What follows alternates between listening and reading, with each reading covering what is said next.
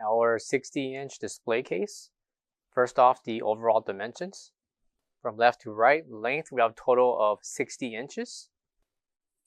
Depth of 33¼ inches. And the overall height of 59¼ inches. Measurements for the top portion, we have at least 57½ inches. A depth of 28 inches. And a height of 16 inches. Display case is split into two sections. The top, glass display, and the bottom, open air grab and go, both refrigerated. Dimensions for the bottom portion, we have at least 26 inches in depth, 57 inches in length, and the overall height of 11 inches. Located on the ceiling will be a LED strip. Coming to the back will be your left and right dual slide doors and a center shelf held in by brackets.